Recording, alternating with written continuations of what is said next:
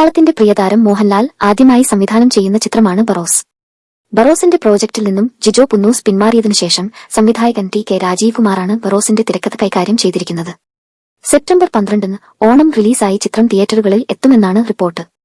എന്നാൽ പകർപ്പവകാശ ലംഘനം ആരോപിച്ച് നിർമ്മാതാക്കൾക്ക് വക്കീൽ നോട്ടീസ് അയച്ചിരിക്കുകയാണ് ജർമ്മനിയിൽ താമസമാക്കിയ മലയാളി എഴുത്തുകാരൻ ജോർജ് തുണ്ടിപ്പറമ്പിൽ. മലയാളത്തിലെ ആദ്യ 3D ചിത്രമായ മൈ ഡിയർ കുട്ടിച്ചാത്തന്റെ സംവിധായകൻ കൂടിയാണ് ജിജോ പുന്നൂസ്. ജിജോ പുന്നൂസിന്റെ നോവലും 2008 പ്രസിദ്ധീകരിച്ച തന്റെ മായ എന്ന നോവലും തമ്മിൽ അസാധാരണമായ സാമ്യം ഉണ്ടെന്നാണ് പരാതിക്കാരനായ ജോർജ് അവകാശപ്പെടുന്നത്. കാപ്പിരി മുത്തപ്പൻ എന്ന അർദ്ധദൈവത്തെക്കുറിച്ച് ഫോർട്ട് കൊച്ചിയിൽ പ്രചാരത്തിലുള്ള മിഥ്യയാണ് മായ എന്ന നോവലിന്റെ പ്രമേയം.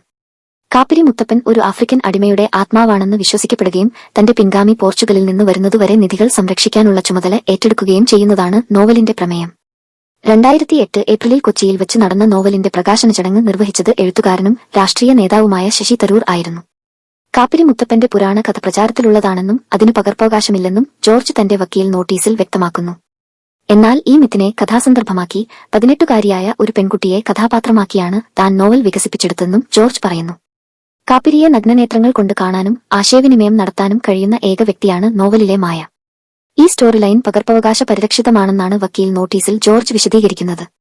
ജിജോ പുന്നൂസിന്റെ നോവലിനെ ആസ്പദമാക്കിയുള്ള ചിത്രത്തിന്റെ ഏതാനും അധ്യായങ്ങൾ അദ്ദേഹത്തിന്റെ പ്രൊഡക്ഷൻ ഗ്രൂപ്പായ നവോദയയുടെ വെബ്സൈറ്റിൽ ഓൺലൈനിൽ പ്രസിദ്ധീകരിച്ചിട്ടുണ്ട്.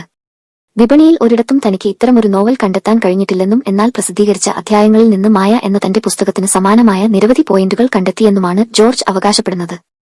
ടി.കെ. രാജീവ് കുമാറിന്റെ സഹായത്തോടെ മോഹൻലാൽ തന്റെ തിരക്കഥയിൽ പല മാറ്റങ്ങളും വരുത്തിയെന്നും ജിജോ പുന്നൂസ് വ്യക്തമാക്കിയിരുന്നു. എന്തായാലും പകർപ്പവകാശ പ്രശ്നങ്ങൾ പരിഹരിക്കുന്നതുവരെ ചിത്രം റിലീസ് ചെയ്യുന്നതിൽ നിന്ന് വിട്ടുനിൽക്കണമെന്ന് ആവശ്യപ്പെട്ടാണ് ജിജോ, മോഹൻലാൽ, ടി.കെ. രാജീവ് കുമാർ, നിർമ്മാതാവ് ആന്റണി പെരുമ്പാവൂർ എന്നിവർക്ക് ജോർജ് വക്കീൽ നോട്ടീസ് അയച്ചിരിക്കുന്നത്.